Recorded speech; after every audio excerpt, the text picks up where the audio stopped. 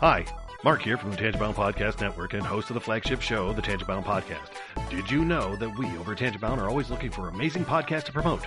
And did you also know that we are also proud nerds and geeks of everything from movies, music, gaming, TV shows, and comic books to wrestling, MMA, soccer, and football? Whatever you can nerd or geek out about, we've got it. And if you're interested, we can help you find it. And if you're a show looking for a place to call home, we've got you covered. Side effects may include upset stomach, dizziness, tumors, shakes, and in some rare cases, death from excessive laughter. Though to be fair, it's only sometimes. Other side effects may include diarrhea, gallstones, heart palpitations, and strong desire for cookies on the dark side. Talk to your doctor and visit TangiboundNetwork.com and see if Tangibound Network is right for you.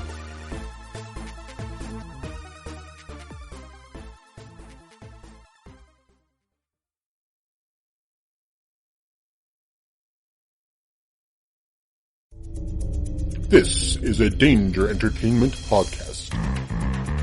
DangerEntertainment.net. Danger Entertainment Podcast Network.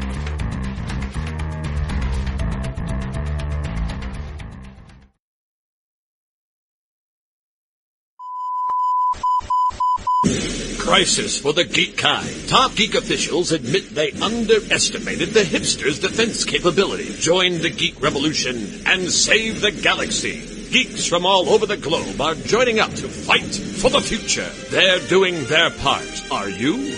Want to know more? Join Weeby Geeks and the Geek Revolution and save the world. Service guarantees citizenship. Listen to Weeby Geeks podcast on iTunes and Stitcher or online at WeebyGeeks.net. Weeby Geeks, your voice for the Geek Revolution. Want to know more? We're not doctors, therapists, trained professionals of any kind, so if you feel you do need help, please reach out and get the help you need. We have a whole list of things on our files page over on Facebook at facebook.com/crazylifepodcast, and or just search on the internet for the suicide prevention hotline number, or go to NAMI.org or whatever resource you can find. But just please reach out for help if you need it. If you feel as though you're going to harm yourself or others, definitely reach out. And try not to be alone. Also, if you feel that way and you realize that you're writing a note or making plans of how you would do, like harm yourself or others, definitely reach out. That's a huge red flag. And lastly, please do not replace the idea of therapy with listening to this show. Again, if you need help, please reach out and get the help that you need, or contact us. We can try to help you find the help that you need.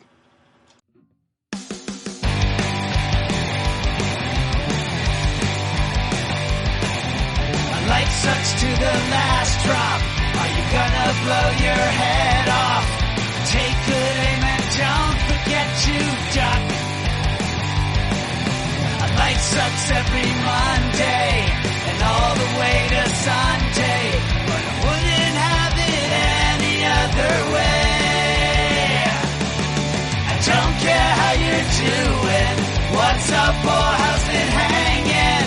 I'd like to buy this world one last drink. Life sucks all of the time, stick it up your sunshine, and then you'll see the clouds every day. Then you'll see the clouds every day.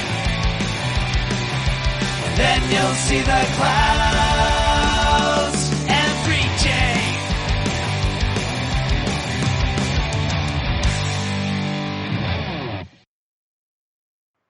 Welcome to the Crazy Life, everyone. My name is Jen. I am your hostess for the evening. And with me, as always, we have Brian, and Henno's back. Yay! And there was much rejoicing. Yay! Yay! Little Monty Python tribute with, the recent passing of Terry Jones, But never gets old. No, it doesn't. It's one of my favorite things. It's sad in the GIF world that doesn't translate as well, because you really need the yay or whatever, with it, but still always funny. If you know the part, you know the part. Yeah, really. Like most Python stuff, if you know it, you do, and if you don't, boy, you've missed out. But Seriously. That's usually one of the few things I go to when I'm talking with someone of the younger age. I always the make Utes. talk to the youths. I always make the point of mentioning Monty Python and Mel Brooks. Yeah. Yep. I'm like, Mel Brooks is an interesting conversation to have with younger people, though, because you're dealing with a woke generation, and there's a lot of Mel Brooks stuff that doesn't fly through that. So that's true. Yeah, I do give the caveat that some of it is, especially like Blazing Saddles. I usually don't recommend Blazing Saddles because a lot of people don't get it. Yeah. The first 15 minutes alone is just a giant racial stereotype fest. Yeah. But it's great. Yeah. That's the thing is, those things were made, when things were different. But I was gonna say I thought so. I was pretty sure, Richard Pryor was part of the screenplay writers for Blazing Saddles. Was he? Yes. I was gonna say, because I was pretty sure that, and I just double checked just to make sure, because I wanted to, not spit untruths. But I know he was part, like I said, in the screenplay and whatever of it. So he was very much involved in it. But again, if you know Richard Pryor's humor, it does fit with some of it stuff. I mean, a lot of his stuff was very heavily racial because, that was his view in the world.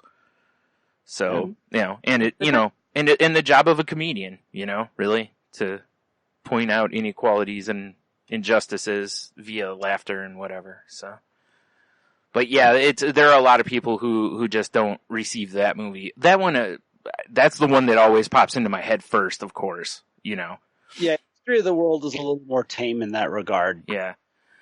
And I would go with Young Frankenstein or Spaceballs is a good jump point, especially Spaceballs. Yeah. I'm like, it's usually a pretty easy one to go with. Yeah. But yeah, I know what you're saying though. That is though, a lot of people still hold a lot of those movies in high regard, not just older people like me, but some of the youths do enjoy that stuff too. So it's, fun. But I'm sure in Monty Python, there's probably stuff that, or anything you look at comedy wise, there's always somebody who's like, about whether they just don't think it's funny or maybe it just doesn't ring true anymore because the world's changed. But whatever. That's true. And then there's also Trey Parker and Matt Stone, which those that know them from South Park fame absolutely smell. South Park is, huge. But they have a series of movies that are absolutely hilarious, including Basketball Orgasmo. One of my favorites. Cannibal the Musical. Team America. America. Yeah. There South Park the Musical, obviously. Yes. But another comedy geniuses. I'm sorry. I may be going on a limb on that one. Yeah. But they just, my book. How could you, just looking at just the size of the South Park blog. My favorite thing with South Park has always been that they're not afraid to tackle really hot button things. Absolutely contemporary things that are happening that week. Right, because the show only takes 7 days from start to finish, basically, to post. And again, if you've never seen that documentary, go watch it. It's an amazing feat that they can put that show together in a week. Yep. Most animation takes months. Now granted, they're not very complicated animation, but still, they're in that documentary. They showed that there's weeks they walk in and are still like, yeah, we don't know what we're going to do this week. So are they actually comedy geniuses? Yeah. So they have a good writing team on there too. So yeah. Anyway. So Henno, you get to start us off today. Yeah. Yeah. I actually kind of have a win that ties in with some of my stuff that I was talking about at the beginning of the year, and kind of my goals is peeling back the podcast curtain. As we started this podcast 2 days ago, Yep. Except it didn't quite happen because my typically really good internet was not good. Nope, the hottest of garbage. It was funny on my end. Like I could see Brian and Jen just fine. You know, we use Skype, and so I'm watching them, and I'm just a giant stuttering frozen fest. So we quickly determined that I had no upload speed whatsoever and postponed. And the next morning I got up and I messed around a little bit. Nothing was better. I called Cox. They were like, I can't even see your modem. Oh, wow. And he was going through all the usual questions about everything. And I'm like, just schedule an appointment. There's something going on. And, that's when he said they basically, if it's anything on the outside of the building, they come take care of it. But if they have to walk in and deal with your wiring now, that they just tell you up front, it's $75 fee. And I'm like, well, don't worry about that. I do building maintenance. I will have it all run through before they even show up. And because I was like, there's got to be, I have older wiring, but it's still within spec. And I'm like, there's got to be a splitter somewhere. It's just something that's being intermittent. Yeah. And so I the morning off on Tuesday just to get the stuff done. My appointment wasn't until the next day, but it was like I have an opportunity to take care of this, get this out of the way. And I start going, I'm in the basement, I'm following all the wiring and figuring out where it goes. And sure enough, I find a splitter. I'm like, oh, okay, well, let's get rid of this. So I pull that out, put in a coupler, and still nothing. And I'm just like, okay, scratching my head. I'm like, well, the next thing is going up in the attic, and that's a bummer. And then all of a sudden I see blue lights on my modem. I'm like, wait a minute. So I go over to Cox's page again, pop up the page, and just a giant banner across the top.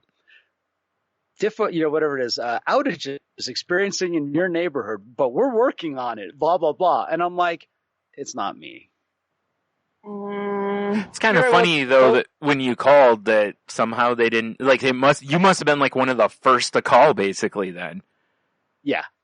And it's who knows who I'm talking to, where I'm talking to them. The notifications are a local thing. Mm-hmm. I could be talking to someone literally in, Oklahoma, or I can't remember where their home offices are, and so that was my win, was just kind of like, okay, I'm going to work. Yeah. I did a couple other things around the house, went to work, waited till I got home. Everything was fine. Boom, canceled my appointment. Awesome. On Sunday, we have a Bobcat with a plow blade and this massive blower. And I mean, it's a small construction vehicle. Pretty much it's got the bucket. We've got forks. It's not massive, but it does a lot of work. And we have a bike path from one road along our main road. There's a bike path in front of our property, and to go from one road to the other, we have to go up the bike path. And so we clear it. We've always cleared it. And the main thing is everything goes onto our property. No snow goes out onto the road. Right. Well, it just snowed more than I thought on Sunday, and I'm up the road about a half a block, and the city person who usually does the bike path, they've got this tiny little four-wheel cart almost with a little plow blade on it. It's a gas vehicle, but it's not much bigger than a golf cart. Oh, geez. She stops, gets out, and comes. I just see her marching up the road at me. Marching. I'm like, hey, what's up? Who are you? Who do you work for? Didn't identify herself. Just full conflict mode right from the beginning. Oh, and wow. I'm like, okay, wait, let me, and basically saying, you're not allowed to plow the bike path. And we've been doing it for 20 years. There's never been a problem with this. And so I'm like, okay, let me, because I will sometimes go a little bit further off our property just because we have owners and people coming to and from the property all the time. It's like, might as well just keep it clean. I'm like, okay, well, and I'm trying to just ask her some questions. And then I said, well, it doesn't always get done on Sunday. And I said the wrong thing. I work every Sunday and I can't talk to you. And she just turned and walked away. And I'm like, I opened the door of the Bobcat and I'm like, are you seriously going to walk away? Going to talk? I'm like yelling at, didn't even acknowledge. I was like, well, that was interesting. I'm like, all right, fine. They don't want us to do it. I won't do it. Yeah. Well, sure enough, the next day I got a phone call from the town to catch them. it was for one of my coworkers, and I was sitting there, right, and I already told everyone at work what had happened. And basically, like, my boss was like, yeah, ignore her. Yeah, we've done this forever. And so Sean's like, well, the guy who had the issue is sitting right here if you want to get firsthand knowledge. And so I get on the phone with the guy, and he says, so, will you tell me what happened? And I explained it. He's like, well, that's a little different. And I said, well, I can't be any more plain about this. I was literally a half a block away. She came to me, didn't say who she was, even threatened me with, I'm going to take a picture of you and send it to my supervisor. I'm like, that's not conversation. That's not information. No. That's conflict. Yeah. And we're willing to do whatever you guys want. Right. And he's like, no, we like what you do. Yeah, right. Like, okay, because sometimes we'll pull out the bucket and make the bike path a little bit wider when the snow starts to build up. He's like, yeah, we like that. I'm like, okay. And at the end, he just said, some people want to change the world when they're, or whatever it was. And I'm like, fair enough. And I actually hope I see her, and like, especially on a Sunday, hey, let's go get a cup of coffee. Yeah. By the way, what's your name? Yeah. And the best part was, and then the other one was Monday get home from work, Monday morning, get up in the morning, and my mailbox, I have it's in a concrete, like a flower pot, decorative thing. And it's a 4x4 that comes up, and you have specific rules about having a mailbox in the wintertime. You have to keep the pathway, so far cleared off. Mm-hmm. You can't have it in the street, so it has to be pulled back, and they have to be able to drive up to it easily. Right. Well, it had been sheared right off at the 4x4. I mean, clear off. And the only thing that can do that is the snow plow. Like, he came in, realized that there was something in front of. See, most people, they don't clear their mailboxes. They let them get inundated with snow, which they're not supposed to. Right. And so usually a guy couldn't take it out. But because I clear mine really well, he came in real tight and then went, lifted the blade, sheared the thing right off. Oh, geez. And then couldn't move out of the way, and nailed my garbage can too. It didn't do any damage to the garbage can. And my first instinct, like always, get the camera out. I'm going to say, I said, you know what? No, it's been years since I've had the fact that this has been out there for 7 winters and has never been broken. Yeah, is probably a short of a miracle. Yeah. Yeah. So I'm just like, so I get a 4x4 and a bag of concrete and a 5-gallon bucket for now until I can get something decorative again, and mailbox fixed on Friday. Yeah. Let it go. Yeah. I let go of the incident on Sunday and the Cox thing yesterday, and I'm like, yes, this is what I was talking about earlier this year. This is how I want to react. I want to be more just open to just forgiveness and letting go, and just who cares about placing blame? Just fix it. Yeah. Yeah. Nobody does these things on purpose. Somebody has a bad day. Somebody has something going wrong. Every instant, every possibility, there's always an explanation, and it's not personal and it's not permanent. Right. And I got to remember that. And it's felt really good. So that's my win for this last week. And it's great to come back from being gone and having, I made some little notes, and being able to listen to you guys, and to just feel like it's okay that we're always on a journey and that there's no finish line. Yeah. And to hear Jen, you talk about what happened to you on New Year's Eve, and it's like, yeah, that sucks, but it reminds me, yes, this is why I do what I do. Mm-hmm. Mm-hmm. For me, what happened to you, that happens every couple of years. That used to happen to me once a month. Yeah. Yeah. And yet I still couldn't stop. And, just like listening to you, Brian, still looking for solutions to what's going on. Yeah. It just constant inspiration to me. And for me going home, it was finally getting to be around 2 of my best friends who had a bit of a falling out, and they haven't seen each other for a while. And the 3 of us all being able to hang out together and even talk a little bit about what happened with me and no longer drinking, because a guy showed up at my dad's celebration of life that I had not seen in over 20 years. And my last impression of him was, this guy's kind of a jerk. And it had to do with the land that my family, we share held with a bunch of Estonians. And when, some of us wanted to keep it, others wanted to get rid of it. And it all eventually ended up being sold. Luckily, one of the people involved, put their pension up, put their house up, put everything up to buy the land at a market value, because you know how people are. They're like, okay, let's get rid of it. And we're not giving any deals to anybody, but that's the way it is. That's the way it is. Yeah. Mm-hmm. Yeah. And it was kind of tough because a bunch of us really loved it and the other half were kind of done with it. Mm. And the weird thing was it turned out that my dad was the deciding vote that made it done with, because he used to have to collect all the money for the road. Everyone that was along this road, every property in this part of Mendocino County was had to contribute money for the road maintenance. And my dad had to collect the money from all of these, family members. And not everyone, if you're not interested in it, you're not exactly going to be writing that check quick. And he was like, I'm tired of doing this. I sell. And I guess he was the tipping one. Right. And it was a little shocking when I found out years later. But ever since then, like I said, I've been up there. It's no big deal. Everything turned out wonderful. And I'm on Instagram, and this one guy that I had this feeling about, 20 plus years ago, he's suddenly posting artwork. And I'm like, he wasn't a painter. I don't remember him.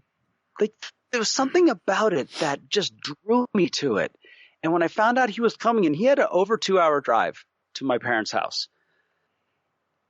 And when he showed up, he just had this air about him that was so welcoming. And I went up and I was like, I really am so happy you're here. And I can't believe you actually made it. He's like, why? Why? He asked why. And I was like, and I didn't say it, but the truth is because I had a feeling a long time ago. Mm-hmm. I didn't know him personally. We had, whatever 10-year age difference at least.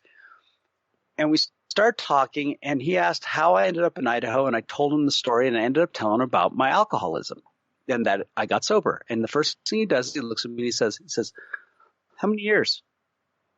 And I was like, oh, it's been 12. Well, almost, 12, over 12. Yeah. And he says, 25. Wow. And I was like, and he says, when his not his youngest brother, but his younger brother, the middle brother, was up at the land all the time, and I had really been connecting with him, and then he died. Well, I guess, it was from complications. And then the younger brother looked and said, I need to make a change. And then the older brother said, yeah, I need to make a change too. Nice. And they stopped drinking. And after he retired, he went to some class, learn how to draw. So he went, he learned how to draw a little bit and started doing all the, your typical, got into painting, doing still lifes and portraits and whatever. Mm-hmm. And he had an opportunity to have his art evaluated, in one of these, come to a special class that you pay for, and they'll evaluate your art and help you what you need to do. Yeah. And this, it's called Guru. Essentially like a portfolio review kind of a thing. Yeah, kind of like that. Yeah. And so the Guru, looks at all of this stuff and says, all right, I can go through all of this stuff that you have here and tell you everything you need to do to make it better. But I would just stop doing all of this. Wow. And and like telling him to stop doing art? Stop doing this part. What you should do is, because there was some abstract kind of impressionism stuff. He says, what you do here takes people a lifetime. Oh, okay. Nice. You must have been an artist in a past life or something, because what you're doing here is really unbelievable, and you should just do this. Huh? And that's, and I believe, I can't tell you why. It's one of those weird things I couldn't explain. When I saw his art, I was like, there's something there. There's something there I need to learn about. Mm-hmm. I learned about as a person who had a transformation in their life and learned to put themselves into their art and become, to be able to show their, bring their insides to the outside in a way that can affect other people in a positive way. And then talking to him to find out where it came from, and that we have this sudden connection now in kind of sobriety and how life looks. I just sat there. I was like, A, love this life, super gratitude. B, I am going to keep playing music no matter what. Yeah. No matter what. I'm going to keep doing what I'm doing. And it was such a great feeling, and it was so inspirational to me. And it was another one of the parts where I love the things that I can't explain. A friend of mine loves to say, coincidences are when God wants to stay anonymous. Oh yeah. Right. Things like that. Well, that's God staying anonymous. And I think I love it. It's cute. It really puts a really neat little thing. It doesn't matter how you feel about it. Yeah. I like having just those little notions of like, it's the same thing I like saying, the things happen for a reason. Things don't happen. Things just happen, right? Yeah. But I like to say they happen for a reason, because then I can put some perspective on it and learn from it and, blah, blah, blah. Yeah. Mm-hmm. But, oh, that's right. That was the other thing. I missed the one show because I ended up the night before I was leaving, I walked into my basement and I had a giant leak. Oh yeah, I forgot about that. Yeah. Really quick with the art stuff though. So is that guy doing that like professionally, or is he just like, is it a hobby kind of a thing, or? I think he's putting it up and showing, and cool. I think he had his first showing this year. Awesome. Like where he picked up his art. Man, that's amazing. Really I've said for a long time, like when people, I can't draw and blah, blah. I'm like, yeah, everybody can. You may not be, Da Vinci, or you may not be Rembrandt or whatever, but everybody's got the ability to draw. You just have to learn how to see and then interpret that on the paper, and it isn't learning to draw is not hard. It's like a lot of things. Anyone can play music. Like if you put in the discipline, you can pretty much play, a lot of songs. You can do art. You can act. You may not be great at it. You may not even be good at it. But if it makes you happy, that's fine. Yeah. And you can be good in a way that you didn't think you wanted to be good. Exactly. You might be really good at copying other people. Yeah. And there's a world for that, And all right, maybe you wanted to be the person that was really successful at being creative, but you end up being really good at copying. Well, run with it. Yeah. I'll say this, like people don't understand how hard it is to copy art. Like there's a reason why the people who are really good at it are, like a lot of them have become, counterfeiters, but there's also other ways that they can be used. But, it is hard to copy someone's intent. It's hard to copy their style. You don't even know necessarily unless like the way they held a paintbrush might make a difference in their technique.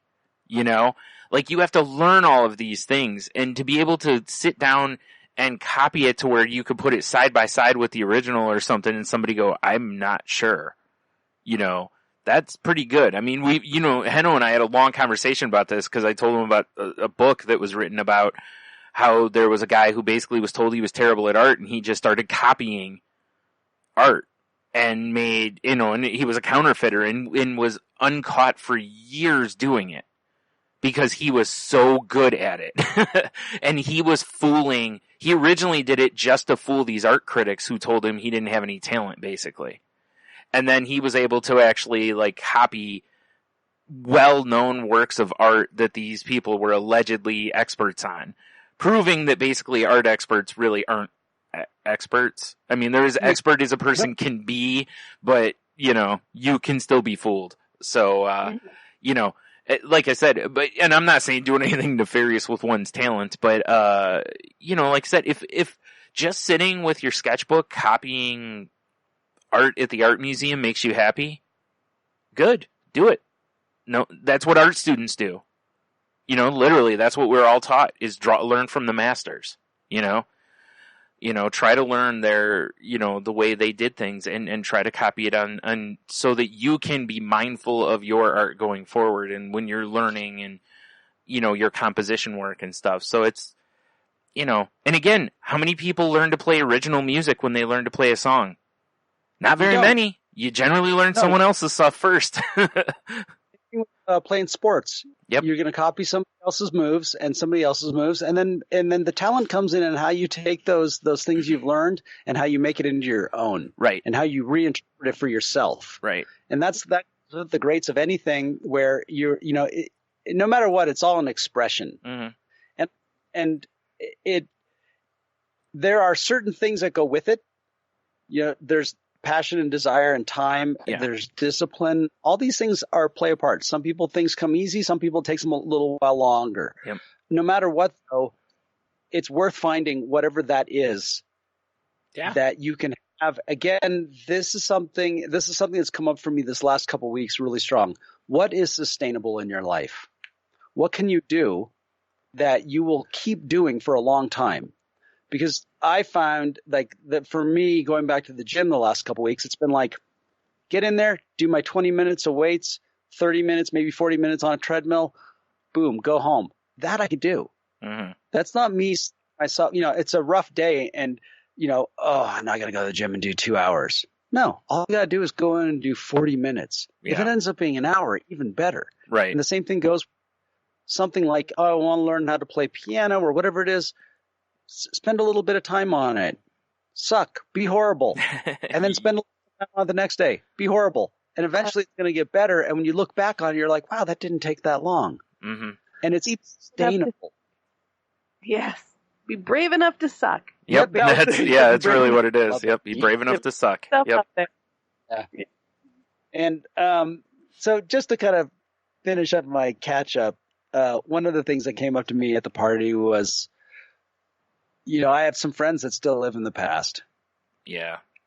It's very quick that it comes up where everything's about the past. And then I have friends that live in today and are forward to things in the future. And they may not have grand dreams or anything, but they're very much here and now and want to know what's going on with you now and how can I be part of your life now. And there's some people that are constantly bringing up the past. And it's okay. I accept it. Afterwards, there were some comments made. And I just said, we all are who we are. We all, we dwell where we dwell. Mm-hmm. And I accept these people. It doesn't mean I want to necessarily hang around with them because I'm no longer in the past. Yeah. And I can be with them. I can hang out with them. And I just accept that I know that this is going to come up in one way or another. Yeah. Mm-hmm. Yeah. What I realized is after hearing a couple negative comments, I started getting a little bit defensive. And I found it a little surprising because it's also it can annoy me as well, right? Yeah. But I was, who am I to say why dump on them? Right. It's I don't have to spend every day talking to them. I don't have to. I get a moment to spend some time with someone that I rarely get to see. I can just love them for who they are. Well, and you don't know what doing that for them might do for them. Maybe they're like if someone lives in the, their present maybe isn't great. Maybe the past was better for them. So maybe getting to kind of revisit that a little bit can, some people that can, might be their bright spot of the day. You never know. So it's like you said. You don't want to be there yourself. But you also don't have to, as you said. You can just. I'm here for a few hours with them, and then I can go back to my, whatever I want to do then. Well, one thing a feeling that came to me was, they're not that comfortable in their own shoes or their own skin in the present, mm-hmm. right? Comfortable playing somewhere else, interacting in a way that is already sort of settled versus the now. Mm-hmm. And I went and I felt it for the first time, like they're like a kind of a nervous anxiety. Mm-hmm. And like, oh, what an opportunity to have compassion. Yeah. And patience and some love for someone who might not always be comfortable with the new experience right in front of them. And so it's easier to kind of retreat back to what was, because it's cemented, it's there, it's easy to hold, it's easy to see everything. There's no mystery in it. Mm-hmm. You know how it turned out. And it kind of changed my view a little bit, and I was super grateful for it. And what all this has done is it's reminded me to do the things I need to do. And one thing I talked about a couple weeks ago was looking at where I'm at with my debt after last year. And I did about 2 weeks ago, I started to look at it, and the first thing I looked at, I was like, and I turned the computer off, and I turned around and I walked away. And there you go. Problem solved. Because ignoring it and pretending it's not there always works wonders. Absolutely. 100%. So this last week, I talked to Sharon about it. I said, we need to do some things, we have some things we need to do. And so I sat down with it and I started writing it down, and I got past that first ugly one. Right. And then I started to look at the other ones, and I was like, oh, whoa. Okay. Yeah. All right. This hasn't gotten better. This got worse, but this has gotten better. And then it was, well, this isn't even mine.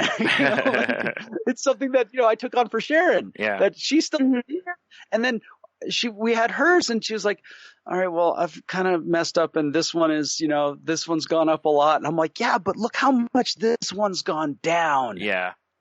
It's like, okay, so what? It's, if in the end of everything we went through last year, overall, maybe things went up, but a lot of things we put the effort in, we did the work. Yeah. We wouldn't be in this position overall if we hadn't have had wins. Yeah. And it's also, I think what you're doing essentially is looking at the fact that sometimes to go forward, you have to take a couple steps back, and even though, like you said, maybe overall your debt situation might be higher, but you have a better plan in place, you've been doing things, blah, blah, blah. So in the long run, it'll even back out. Like it'll, it's worth it to do that now, because in the long run, that's the best plan for attack. So, and I like the fact that instead of like in the past where, like you said, you might look at those numbers and go, it's, and stay there. That you were like, oh, well, this is a win, this is a win, this is a win, even though there's, losses, if you want to call them that, whatever, but you're still going, okay, well, there's wins here, so let's not lose sight of those, Exactly. That's what'll get you back on track. And it was a reminder of when I was in the 12-step money group, where it's called a pressure relief group. You sit down with two other people that have already been through the program and have been successful at it. And they looked at they saw the things that I was willing to dismiss, so I looked at it, I was like, all right, I have another year. I have more money in my retirement account. Sharon got a little bit of a raise, and it's going to get absorbed in taxes. But guess what? Her taxes will be paid off next year. Right. It's like, so look, the reason to look for these positives is so you don't get down and you don't slip back and then slip back into the bad behavior. Right. And that's the part that I really respected about this particular group, is this idea of you take care of yourself no matter what. Mm-hmm. If you're unhappy, you're more likely to slip into bad behavior. Right. But if you take care of yourself and you prioritize yourself, you're more likely to stay on track. And no, it's not going to just happen overnight, and it's not going to go away, but you can make the baby steps and you can find the wins. And it was really, I didn't think this was going to happen. Like, I honestly thought the first time I looked, I was like, this is going to be ugly and I'm going to get down.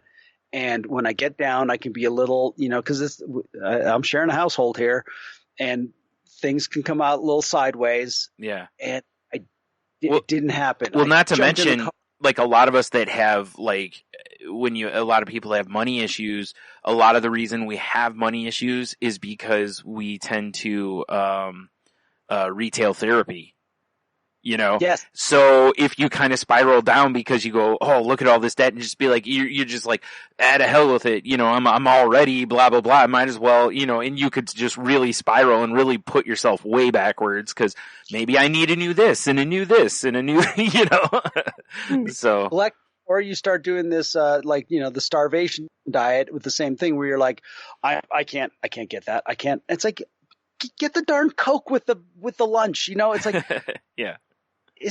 Do you enjoy it? Well, then enjoy it. The creditor can have $1.50 less. Yeah. Next month. It's like, set aside some cash in an envelope that's for you to buy the clothes that you love to buy every month. So at the end, you don't feel like I'm so deprived, and then you go buy it anyway. Right. Yeah. Yeah. And wrong way. And that's why I love. Yeah. Instead of like using cash, you run up a credit card instead with that. Exactly. Yeah. Whereas you could have just pulled the money right out of you could have just said, okay, first thing, $100, me to whatever, go out to dinner, go to see movies, buy some clothing, whatever it is. I'm putting this money in the envelope. This is mine to spend this month. Right. Mm-hmm. You come home and you're like, go see a movie and I can't afford it and blah, blah, blah, blah. And then you're just like, then you're retail therapy yourself into buying, something else on a credit card. Yep. So it was just, I really feel good right now.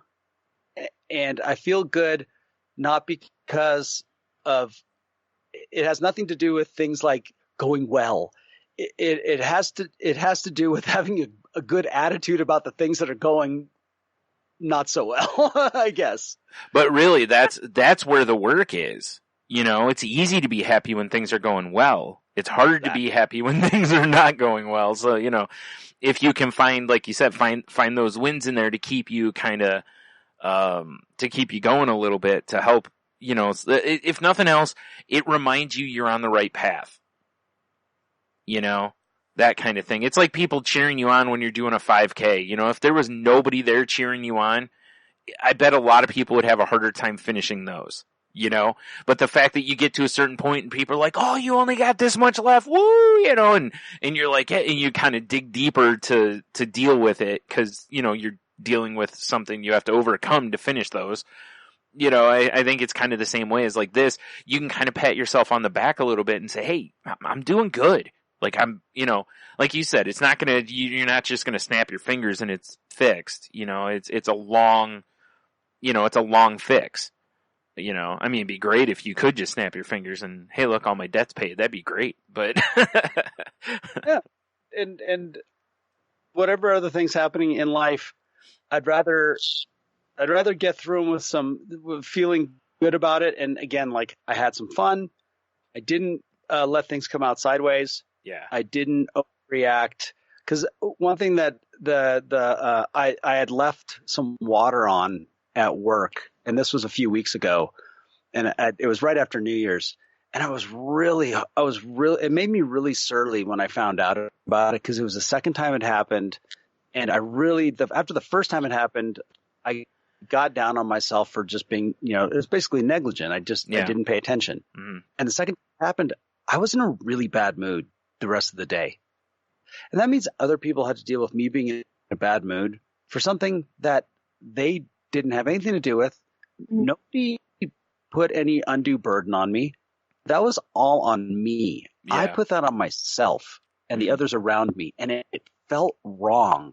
And it's so great that just within a couple of weeks, I've had an opportunity to make something like that. Like I found out this week that I went and fixed something for someone, and I forgot to open a valve. And today I was told that I forgot to, like, they literally had everything too hot for 3 days. I fixed it, and then they had no heat. Oh, two. And it was just a valve. And I just laughed today. I laughed, and I just made fun of myself. Right. Like, why would you do that? And it felt so much better to just not beat myself up, to laugh at myself a little bit, to look at the comedy rather than the horror show. Yeah, right. And because nobody was calling me a dummy. Nobody was telling me that I'm dumb and that I did something wrong. It was brought to my attention so I could learn from it. And that's what I'm going to do. Right. And I'm going to laugh a little bit at it because it's not like I've been doing it for freaking forever.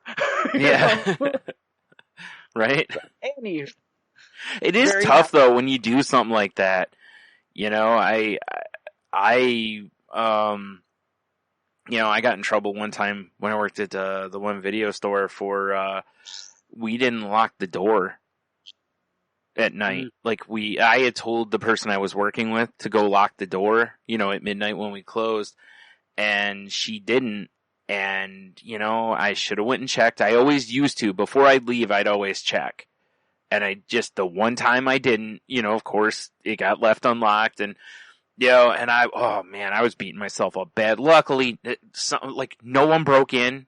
No one stole anything because we did full inventory the next day. In fact, I did full inventory basically because, it was my fault. So that was basically my penance for it was, you get to go do a bunch of inventorying now. But, and of course I got written up for it, didn't argue it, walked up and just signed it and handed it right back because there's nothing to argue there. I mean, I was a little mad because I did tell someone else to do it and they didn't, but ultimately I'm the shift leader. It's my responsibility. So whatever.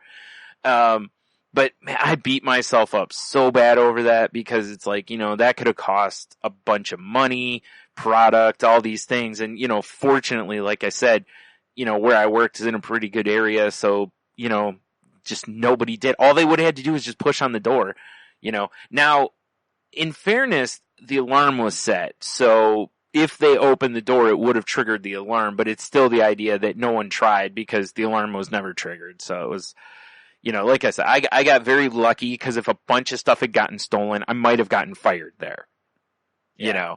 Luckily, since nothing happened and they know that's not me, it was, like, hey, we got to write you up. And I'm like, yeah, you do. If you didn't, I'd probably do it myself, like, I wouldn't feel right leaving here without getting one. So, but yeah, there's just beating yourself up over it because it's something every time before we leave, I would always go over and push on the other door just to make sure it was locked every time. And like I said, it's that night for whatever reason I didn't. And, like I said, fortunately it wasn't too bad, but I didn't let that go for a while. And, I took some ribbing from, when I closed with the one manager the next night and she's like, hey, make sure the door's locked. And I'm like, that's fair, Really? Yeah, I figure I got about a week of dealing with this. After that, okay, that's enough. But, yeah, it's fair. I'm open game for a few days at least, So, yeah, I hear you on that. Stuff. Yeah. Well, I don't know. Do you want to go next, Brian? Yeah, I will. Because, Henno had all of his, like, hey, I was the bigger person and blah, blah, blah stuff. So now let me explain to you how the other side of the coin works. Because I yesterday did the complete opposite. I lost my stuff twice yesterday. And, well, let me walk you through it real quick here. I'm not going to get into the complete specifics of it, but the first one was, I'm in the grocery store, which terrible situation for me to begin with because I just don't deal with stores well anymore. And I'm finally letting myself off the hook on this a little bit because I understand that it isn't, that there's a reason for it. Like after talking with my therapist about the agoraphobia and stuff a little bit, I don't know if I said for sure on here or not, but she felt very comfortable saying that I had agoraphobia. I have a psychiatrist appointment coming up. I'm going to talk to them more about it. But, so I'm in the store and it was pretty busy because it was like 5:30.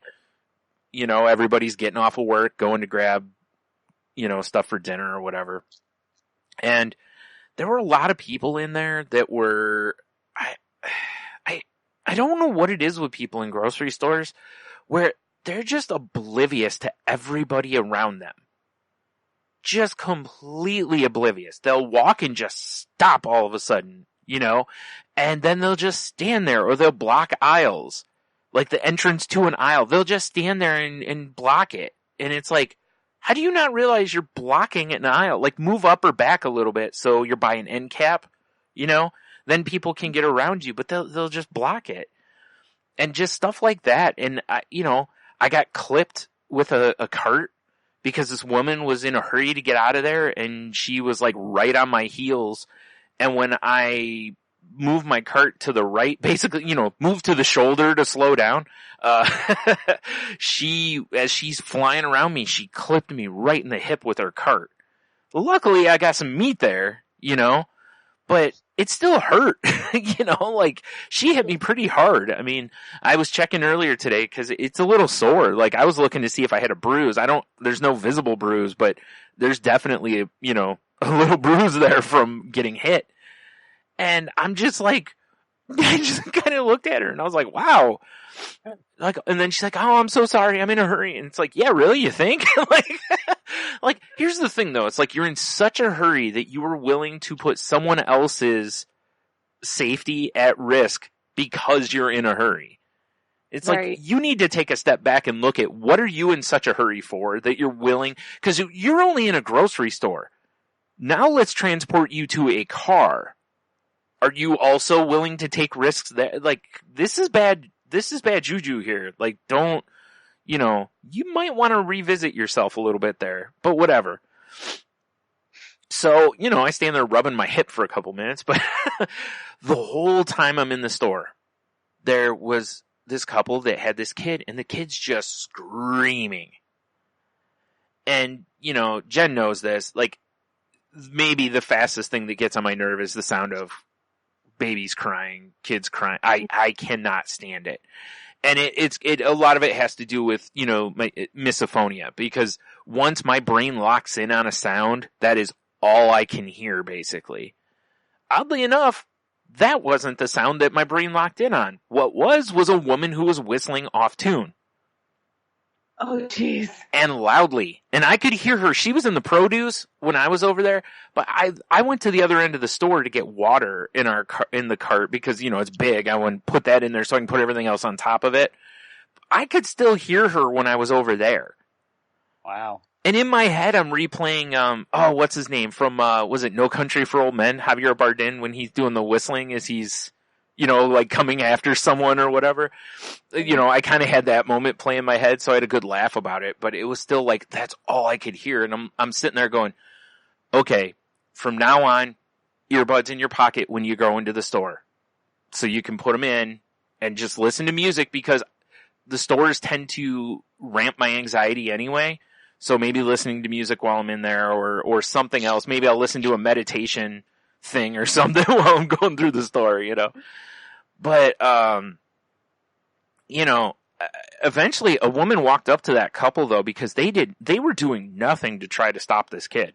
They were just letting this kid scream and cry. And there was an older black woman that the way she stepped to him, she looked like she was about to go upside their head. Not the kid, the parents. And I'm standing there watching because I'm like, oh shit, something's about to go down. Sorry for the language. I'm like, something's about to go down here.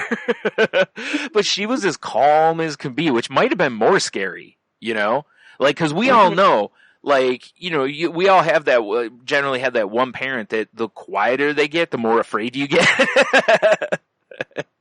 True. But she went over and asked if she could pick the kid up. She picks the kid up and starts bouncing the kid. All of a sudden the kid's fine. And they were trying to tell her it was because they wouldn't give the kid something the kid wanted. And I'm sitting there going, yeah, that kid was crying for more than that, because kids usually cry themselves out a little bit. This kid was getting to they're going to make themselves sick part of crying. And it's like, everybody in the store is looking at you. You'd think that given the world we live in, you would want to try to do something before somebody gets on their phone and calls somebody on you. Because Right. they might be like, yo, CSB, these parents are just letting this kid do this. Like, they're not even trying to comfort it or stop or, it's like, this is a bad situation. So, whatever, I just kept going. But I could, that was so loud you could hear it through the whole store. Cause like, I was over in the pharmacy. They were over by, like the meat department, which are, good distances apart at the store. And there were people over at the pharmacy that kept turning and looking in the direction of where the kid was crying, like, dang, cause it was so loud.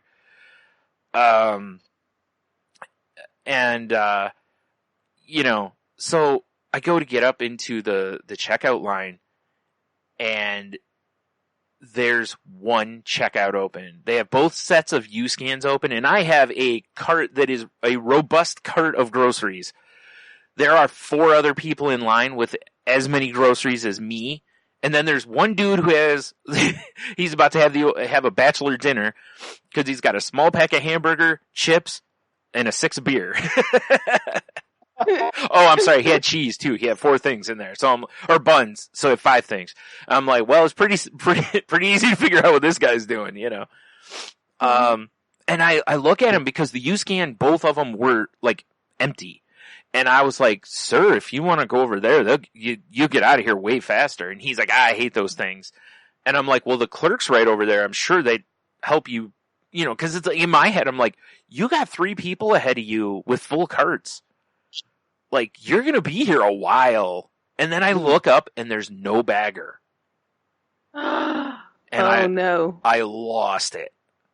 And I had one of those moments where I maybe blurted some stuff out a little louder than I should have about there not being a bagger and how it was ridiculous because what? I said a little passive aggressive. Oh no, I was very aggressive. There was no passiveness in it. Yeah, there was no passive in it. And it bothered me because it's like they are doing what they're doing to cut down on having to have other lanes open. That's why they have the U-scans. But the U-scans, you can't go through with a cart full of groceries because there's nowhere to set your groceries. Oh. Now, at this other store, Meijer in town here, they have a full lane where you can scan your own stuff, and then you'll have to go bag it. I'm fine with that, you know. If they had that at Kroger yesterday, I would have went and gotten one of those, but they don't have those. So it's like, well, it's 5:30. You know you're going to be busy. Why do you only have one lane open? Come on, you know, like, yeah. And I just am like, are you guys going to get someone over here? And I may have used some more colorful language than that, but, you know, we can't say for sure. So the cashier looks up at me and she's like, I'm trying my best. And I was like, I'm sorry. I'm not mad at you. Like, I'm mad at the situation. Like, I'm mad that this company is putting these things in pretending they're easier, and the reason we all know they're putting them in is to cut labor. But now they're going to make people who aren't using those or their roadside pickup sit in line for 15 minutes when they've got cart. I mean, I've got $250 worth of groceries in my cart. Mm-hmm. Right? And again, the carts in front of me maybe have more than me. Why are the people who are spending that kind of money being treated the worst? The people who have 4 things can boom, boom, and they're out the door through those U-scans. And it's like, this doesn't make sense to me.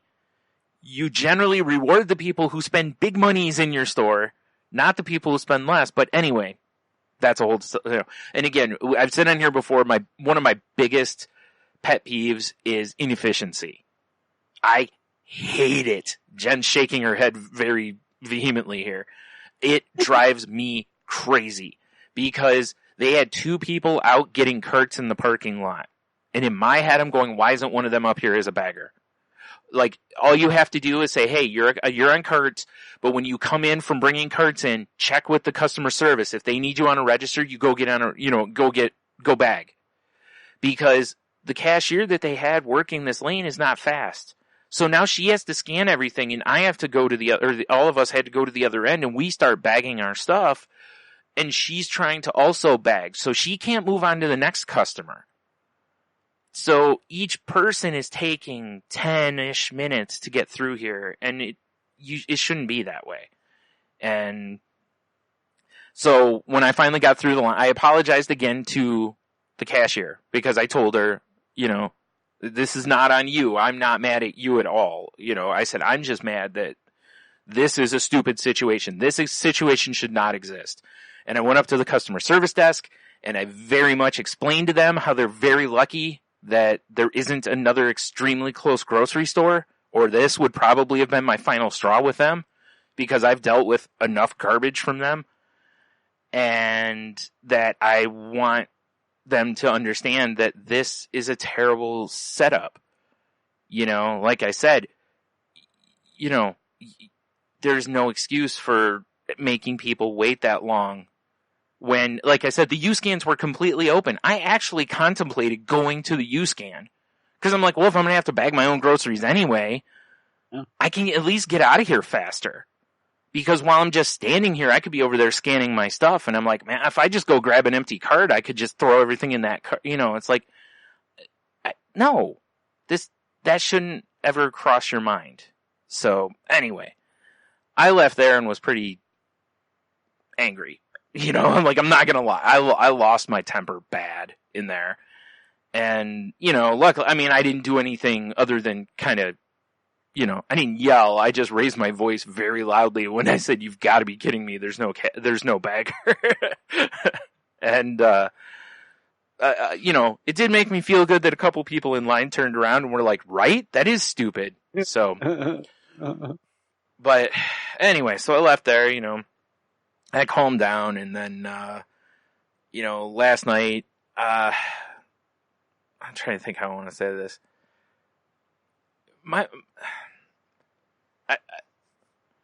My brother and I go out and look for stuff to sell on eBay, and my brother does a lot of really nice things for me, but he also can be incredibly selfish and a jerk when he wants to be. And that side of him showed last night, and I lost it on him too. And I know part of it was probably because I was still, you know, I was already in that mindset from earlier, even though I had calmed mostly down. I still, you know, I think my anxiety and stuff, like I was still, and I'm not making excuses. And I'll be honest, in both cases, looking, you know, last night even, I was like, I could have behaved better in this, but then I was also like, you know what though? Outrage is an acceptable and normal reaction to things. And I don't think I overreacted at the grocery store. I really think that's like, that bothers me to no end that's happening. Because I've gone in other grocery stores and I haven't had that problem as much. It's just Kroger. And like I said, I think they're trying to focus their labor on U-scans and the curbside pickup. And they're trying to make it as inconvenient as possible for you to use the other concept, so you'll switch to one of those other techniques. They may never admit to it, but all you have to do is go in and watch them. Whenever you're in there and they're busy, they don't have a lot of lanes open, but they will have both U-scans open. You know? And it's like, But again, it's like, if I'm standing there with a cart full of stuff, I'm not going to go through those. Anyway, with my brother, there was an action figure. This is going to sound so stupid to people who don't fully understand what we do, but there was an action figure. I was looking at it, and the best way I can put it is we probably both saw it about the same time, you know, and it was dusty. And usually when you're in a store, if there's something dusty like that, it's old, you know, like been in the back somewhere, and they've been remodeling some of these stores. So, you know, I was going to grab it and go scan it. I was just waiting for him to move because he was right in front of the cart. I couldn't get to it. And then he's like, you ought to grab that and scan it. And I was like, yeah, I was going to. So I go scan it, and this is a retail $20 toy. And I scanned it, and it came up $1.99 because it was on clearance. And it's an additional 25% off. So basically it's going to be $1.50, basically. Wow. And I'm like, wow, you know, and I come back and I'm laughing and I'm like, well, this is a definite buy. And he goes, how much is it? And I said, you know, $1.99. And his first reaction was, well, I saw it first. And I lost it. I just lost it. And I was like, you probably didn't. We probably saw it about the same time. But I'm like, I don't even care about that. And he was like, well, I want it. And I'm like, well, I'm holding it. Like, it was in my hand, you know, and it's like, so I kind of control this, and he just kind of stood there, and I was like, wow, really? You're going to do this? And I, again, maybe use some colorful language that's not appropriate for this podcast, and basically threw the toy at him and told him where he could stick it, and I walked away from him for the better part of 10 minutes, because honestly, if I would have stayed there, I don't know that I might not have punched him, because I was so mad, because we're brothers. And the thing is, I was like, I was like, I'll bet he knows that this figure's worth money. Like, I had no clue what it was go for. It'll sell on eBay for $50.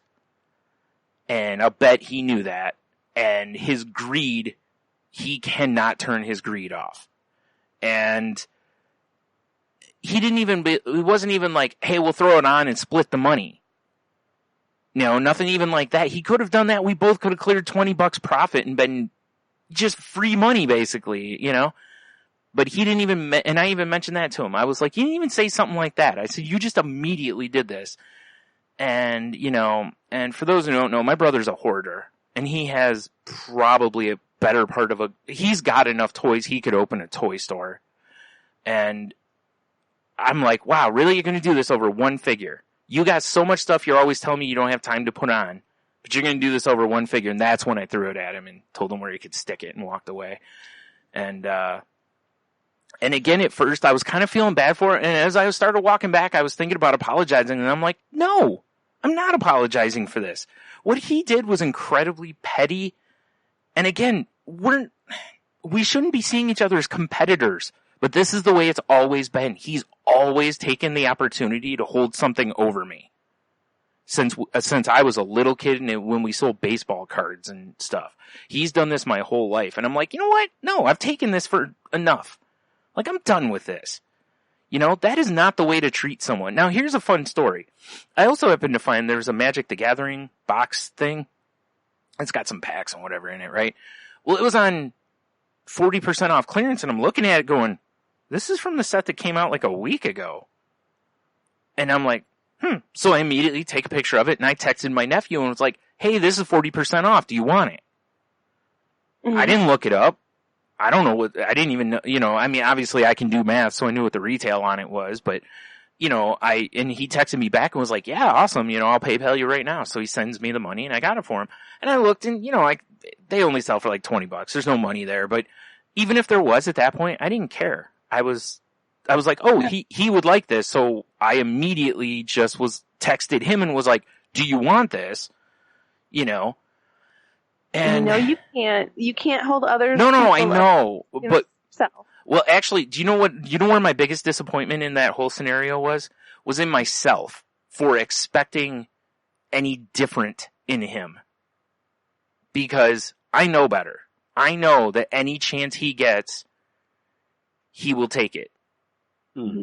And honestly, it's actually, and this is going to sound so terrible, but my win in the whole scenario was that I bit my tongue before I said it. Like, I almost, like, when I came back, he started to say something, and I almost said, if our dad knew you were treating me like this, he'd roll in his grave. Because it's true.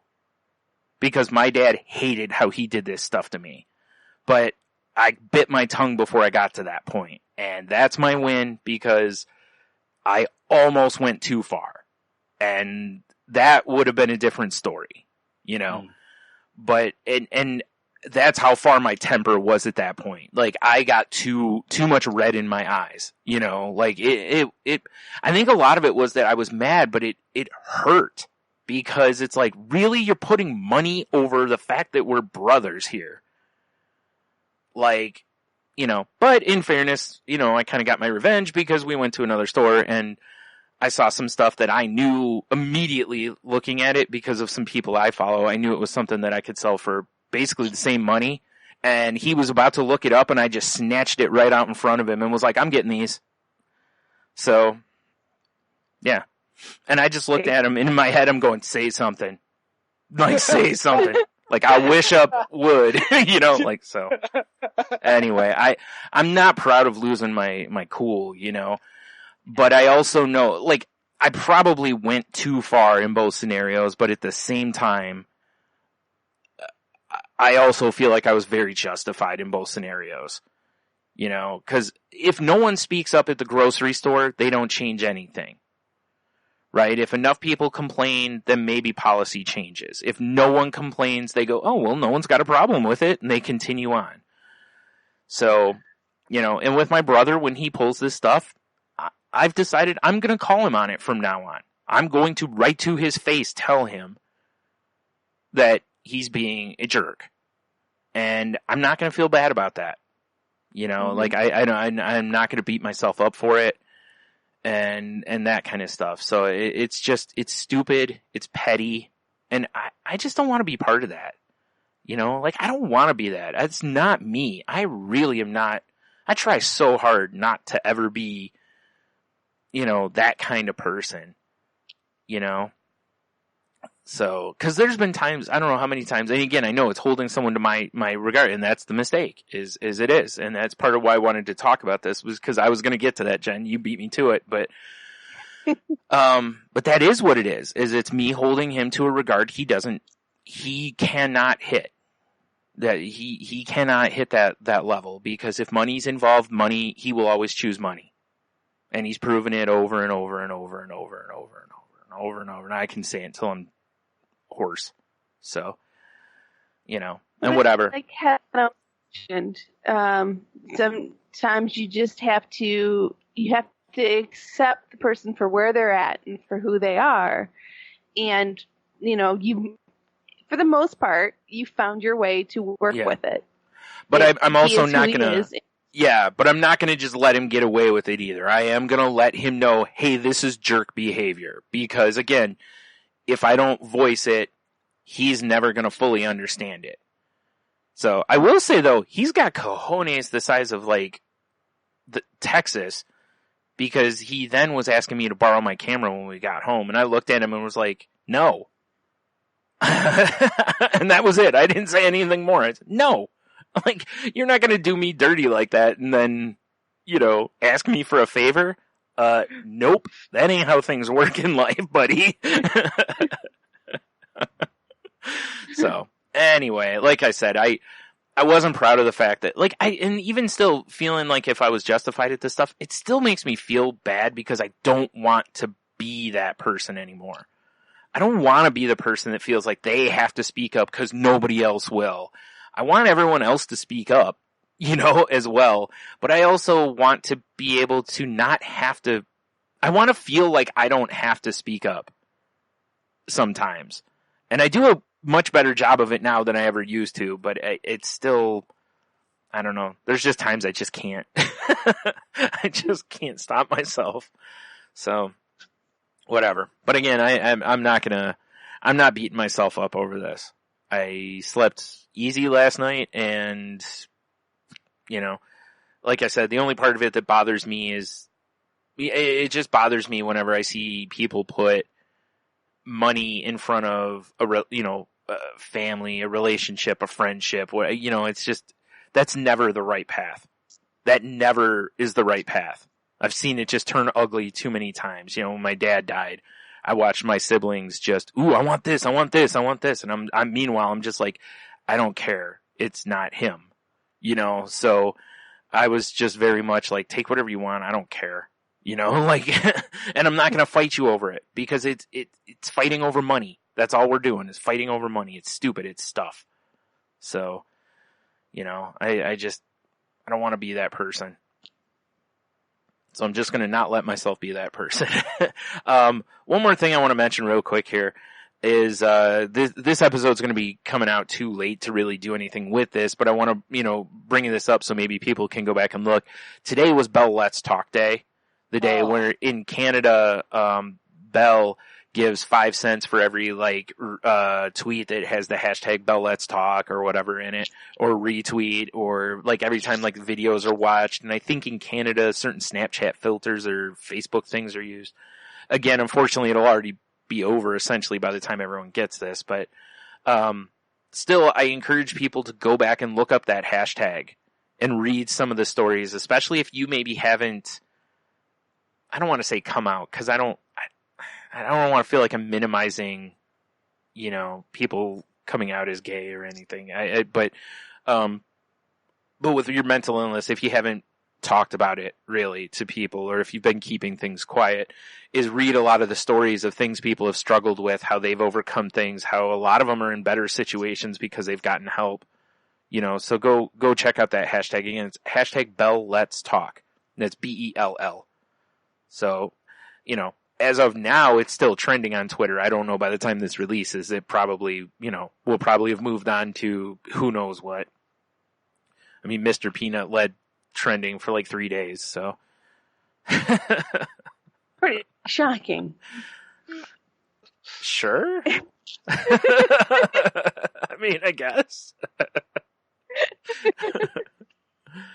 So. Well, I was thinking about what I wanted to talk about today. Well, you certainly had plenty of time between me and Henno.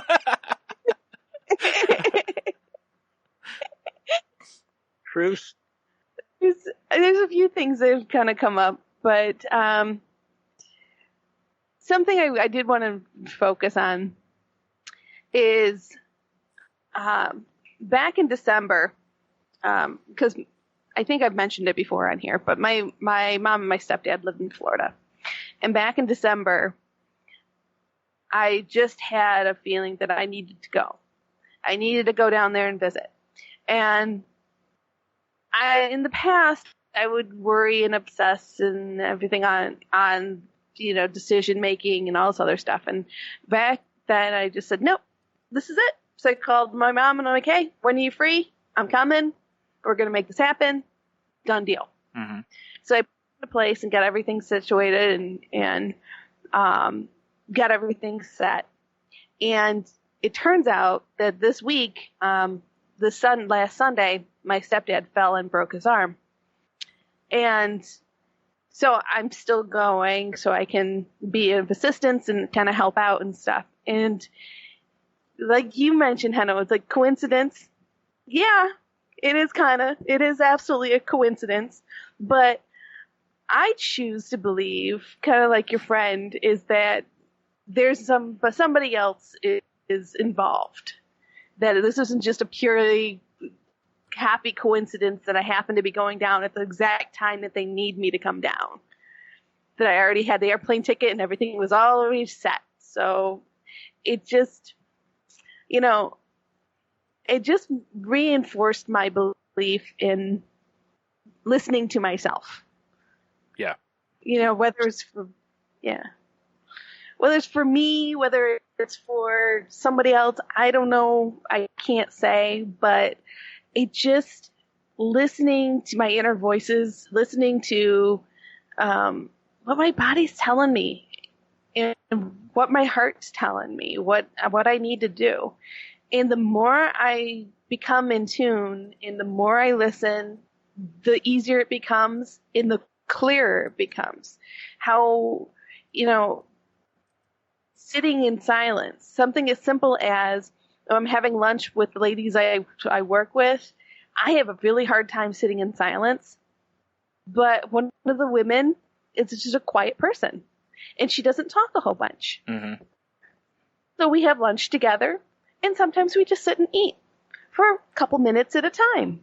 Yeah, it's not awkward silence. It's a companionable silence, mm-hmm. but it's not something I haven't been able to do in the past. But now I kind of let myself sit there. I'm like, don't fill it with idle chit chat. Kind of just sit in the silence and just enjoy being companionable with someone and just be. And the more I do that, the more other people open up, the less it's about me, the more it's about them, the more I'm able to just feel more comfortable in my own skin. It's really been kind of an amazing aha that I've been going through. That's really just kind of opened up a whole new world for me. So I know we don't have a ton of time left, so I just wanted to bring that up and point that out. And also, there was something else I wanted to talk about is we all make mistakes, as we've talked about many times on here. Mm-hmm. And I came across my first big one and my new job since I've been there, 8 months now. 8 months now. So doing pretty good, 8 months before I found, a Whopper that I made way back when. So it was back in June. I made an oops. Yeah. And it was a really big oops. It's a really, really big oops, like $500,000 oops. Ooh. But yeah, it was an ouchie. The good news, it's what another company owes us, not us owing them. So it's kind of good because we've got extra money coming in that we weren't expecting. Yeah, silver lining. Yeah. But it was an oops. And before, when I worked for a larger company, it would have been very time intensive. Why it happened, how it happened, who it happened to, who everybody's involved. Mm-hmm. Have to explain yourself in triplicate. And Yeah, because it's more about assigning blame than fixing the problem. Even though they pretend it's about, well, we're trying to find out so we can prevent it next time. That's not why. They want to know so they can yell at everybody they feel they need to yell at is why. You know. Yeah. It would be very time consuming and very frustrating. And my manager this time around, when I told her it happened, I said, I'm sorry. And she's like, that happens. That was it. Like, yeah, we're fixing it. Right? And she's like, okay. And she's like, when they owe us money, we don't owe them. I'm like, yep. She's like, okay. I'll let our accounting department know that they have a check coming. A very large check coming. I'm like, okay. And so I worked with the other woman and we got it fixed, and it took me quite a few hours of paperwork and getting everything situated, and I doing graphs and doing charts and all of this stuff, and I sent it over to my manager and she approved it and got everything all nice and done. And when we were done, I sent it off and I'm like, I think we're finally done. She's like, oh, good. I'm glad that's over. That was it. Yeah. Wow. See what I mean? It's like, that makes so much more sense because it was like, okay, you messed up. What do I need to know as your manager, basically? Like, and how are you fixing it? And boom, then it's about fixing. It's not about, well, we got to track back and assign all the blame because blah, blah. And it's like, I see this in a lot of stuff in life to where it's like, we'll spend months and months and months trying to find out who to blame when we already know, essentially. And it's like, like, again, the great example, the Flint water crisis, right? When that came out, it was all about, well, who's responsible? I'm like, who cares? Fix the problem. Like, I want to hear solutions. I don't want to hear blame. We can do that at any time. We can assign blame 6 months, a year from now. Let's worry about getting people clean water. Like, same with this. It's like, how do we get things corrected so everybody's back where they need to be? Then we can worry about, chewing the hide of whoever needs to be chewed, like let's fix, then we'll go back and do the other stuff. Cause the other stuff can be handled at any time internally. The stuff that's external, handle that so that everybody's square and we can run like a smooth business or government or whatever it is at the time. Now, I'm still, there's still time that this may come up later and there may be more repercussion. There's always those options, things that happen. Yeah. But you can't worry about it. Like, if your manager's basically like, hey, we're fine, that, if it comes up later, you worry about it then. That's. And I don't, she doesn't seem to be that style. And, the women I work with kind of back up that opinion that that's not her style to do that. Good. And so it's really refreshing to kind of be in a situation like that you feel comfortable that when you do make mistakes that you can, it's not terminal. I feel like you have a manager who's very comfortable in her job.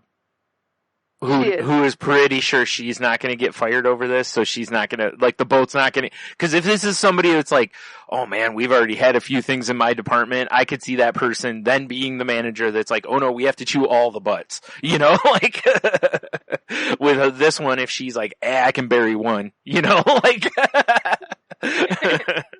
And it's pretty much it. I mean, she's been with the company for 20 some odd years, right. And she's got, she's made comments that she's very firm in her position. Right. She's but that's good though, because I do. I think more people react better to that style of management anyway. The other style is, I don't know. Like, the worst thing you can do is at a job is, like, fear for your job all the time. That doesn't make you work better, so. And it honestly causes more mistakes because you're hyper vigilant and you miss the big picture. Right. Because you're so trying to be so perfect on every little thing that you end up fumbling. Or it takes you forever to get your work done because you're quadruple checking everything. It takes you forever. Exactly. Like, come on, we got to get this stuff out. I haven't carried the one yet. So at this point, everything is pretty good, and I left on a very happy high note, got everything taken care of and buttoned up so that I'm free to go on my vacation tomorrow. I leave for Florida for 6 days. I'll be back on Tuesday. So 5 full days and a travel day. Right. So hopefully all goes well. There's a couple doctor's appointments I know that I'll probably be going to with them to make sure everything is all nice and happy. Hopefully nothing more than just a cast, but we'll find out. Yeah. And gonna go from there. But I am really thankful that I listened to myself. Now, I have an emergency fund, just so everybody knows. I do have an emergency fund in case something did happen. I didn't have this set up. I could go at a moment's notice as needed to get down there. Yeah. So, backup plan B was always there. But thankfully, I didn't need it. Right. I had it all set. Nice. Yeah, that's definitely, it's definitely helpful that you have that though, just in case. So. Yeah. Mm-hmm. Just in case, because, we're talking with, a 71-year-old and an 81-year-old. So. Yeah. You always have those just in case things. Mm-hmm. There. True enough. So. Yeah, so that's all I had. Just had a couple things. do we have time for a topic? No. Or are we just going to do it? Yeah, we probably should just skip a topic this week because we're already well over an hour. So. I figured that's what we're working on. Yeah. Yeah, you and Henno were really, really wordy. So. Yeah. Yes, we are. Yeah. Completely. I honestly think pretty much me and Henno pretty much took up the hour. Before you set up, since we all had pretty good things to say, I'd like to talk intentions for the week. Okay. Intentions. Okay. So while you're away, Jen, give us an intention for while you're in Florida. My intention is to let go, not plan, and Wow. take my cues from others. So this is going to be a service weekend for me. And I just need to put on my service hat and just say, okay, I'm here. What do you need from me? Yeah. And just be as cognizant as I can be of what the needs of others are and just be there, whether it's just a listening ear or support, whatever I need to be, just be what I need to be. Mm-hmm. Awesome.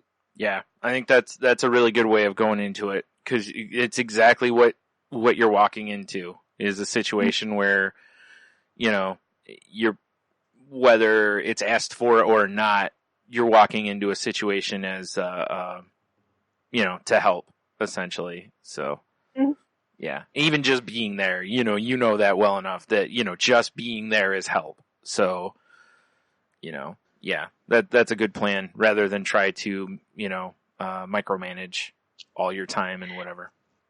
Exactly. And a lot of times when I go down, I have things planned. I'm like, oh, I want to go here. We'll do this. We'll do that. And this time it's none of that. This time it's just, we have, I think, one thing on the agenda. And my mom got tickets for us for a Saturday night to go see a play. But she had those, for a while now. Right. Other than that, we have nothing planned. So if we do nothing but just hang out at the house and socialize and just be, that's fine. We'll just be. Yeah. Awesome. Yeah. So how about you guys? Intentions? Oh, but I asked the question. I have no freaking idea. I know. I was thinking that too. I was like, I don't really have an intention. What I'd like to do is because things have felt really good, and I feel like I'm handling things well or reacting well, or I should say acting rather than reacting. Mhm. I think I should do more to promote that within myself, like take some time to get back into some of my, well, like I say, let's say, like, what are the things I did when I got sober that helped me get to there? It's like that got me to this point. It's like something has shifted, so I might as well feed into it. So I think maybe for this week would be to kind of maybe reevaluate what I'm doing as far as like meditation time or maybe even do some writing or something like that. I think that's what I'd like to report back on next week is I'm feeding the good stuff. Yeah. I was kind of thinking similarly, like mine's kind of twofold. One, I want to be productive. Cause there's some stuff that I need and want to do that, around the house here and stuff that I haven't done. So I need to get that, done. But also, kind of the same thing because, we've talked for a few weeks now or a couple times at least now, how, I kind of feel like my anger is getting a little more out of control again. And I think I was thinking about when you said that, I was like, I haven't been meditating as much and, maybe it's time to double down on, get back to focusing on doing that more and maybe, maybe the same thing, like maybe, write some blogs or something to kind of, get things out of me if I need to or whatever. So, finding productive ways to get to use that emotion, rather than destructive ways.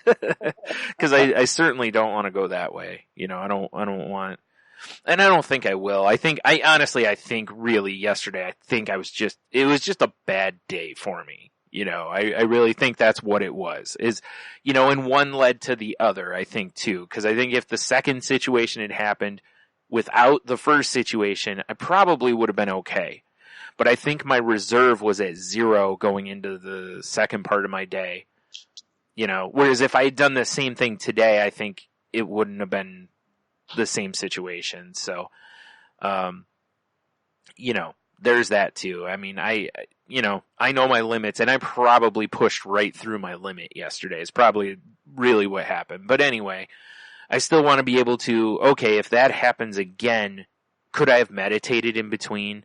Could I have written a little something? You know what I mean? Like, is there something I could have done? Absolutely. So it's like, okay, well, next time keep that in mind. Let's maybe try to, even if I don't post something, I just sit down and just, the words into a document and then delete it or whatever, but just get them out of my head, So, yeah, I think that's going to be mine. Mine's going to mostly be, being productive. And like I said, and, even with those, that energy that's not typically energy you would turn into production, cause rage or anger is usually used for destruction, not construction, so I'm going to try to go that way. Awesome. Well, folks, it's that time. Why don't you let us know what your intentions are for the week? And how can you do this, shall you ask? Well, let me tell you. You can reach us direct by going to the crazylifepodcast.weebly.com, which is our website, crazylifepodcast@outlook.com, which is our email address. You can reach me direct by going to Twitter. I'm on Twitter at Witskyditz, WHITSKEYDITZ, or Jen's Crazy Life, Jen with a G. You can also want to hear more from me. You can hear me on Shake the Sheets, and you can find that at shakethesheets.com is our website, and you can download it at any one of your favorite podcast sites. And it's a pop culture talk podcast. So there you go. And Henno, how can they reach you? Find me on Twitter at Ida Henno. Find me on Facebook, Henno Heiter, or Facebook Messenger under the same name. And you can check out my podcast, Moving the Needle, where we just talked about the Watchmen TV series on HBO that released this week. So if you liked that show and want to hear some other people talking about it and maybe talking about some of the other little bits of information that you did not follow in like their podcast and that kind of thing, check us out.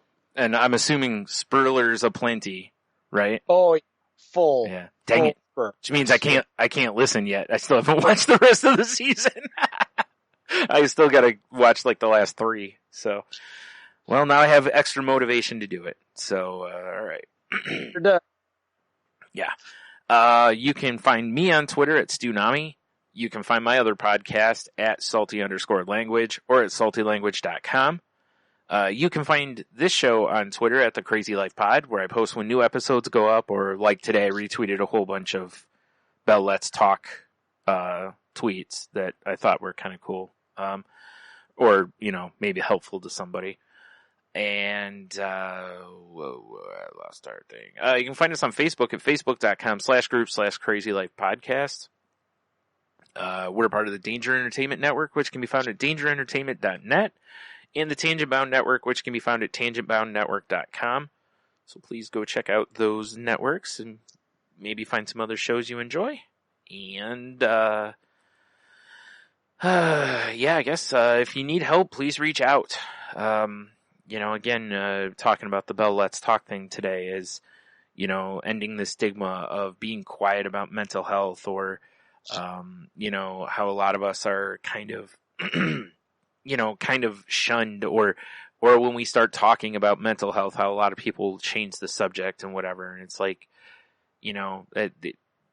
that needs to change. We need to have these conversations, and, because you don't know, when you make somebody be quiet about something like this, you don't know where they're at in their struggle, so try not to judge, try to be open and helpful if you can, again, we all understand, our battery reservoirs run out, so, you can't help everybody, but if you can't, if someone reaches out to you and you can't help them yourself, encourage them to reach out to like the crisis hotline numbers or something along those lines, or a doctor or whatever, so that they're not keeping quiet, so they are still reaching out, if you can. And of course, just reach out yourself to people and just, tell them you appreciate them, tell them, just say hi to people you haven't talked to in a while, or, make a connection with somebody you haven't talked to in 10 years and learned about their cool art like Henno did, or, whatever. So, life's too short to hold these grudges and misconceptions of people. So, be careful with, some of that. And, just try to be kind to one another the best you can, says the guy who yelled at 2 people yesterday. Oh, here we go. I'll go out with this. I have one funny story from the grocery store, and this cracked me up. This really helped, actually, because I was so irritated but it made me laugh out loud, which was, I was in the frozen department, and there's a woman over by the ice cream, and she's got a cart with a little girl in it that's probably younger than 5, I'm guessing. So she stops the cart and she starts walking backwards about 5 feet, and the little girl goes, "Mommy, where are you going?" And she goes, "Hold on a second, I just want to look at something." And the little girl, the look on her, she just gets like a serious look on her face, and she goes, "Mommy, you're not supposed to leave me alone in the store." And I laughed so hard, and so did the woman. The woman just lost it, and she goes, "You're right," and walked up and grabbed the cart and drug it back. I mean, like I said, right in her line of sight, 5 feet, not even, it would have been hard for anyone to do anything without her seeing what was going on, but it's still the idea, and it's like, how do you argue with that? She's right. So there you go. I'll turn it back over to Jen with that. All right, folks, go out there, make the best week you possibly can have, and as Brian said, let's be nice to each other. And don't forget, wiggle your toes.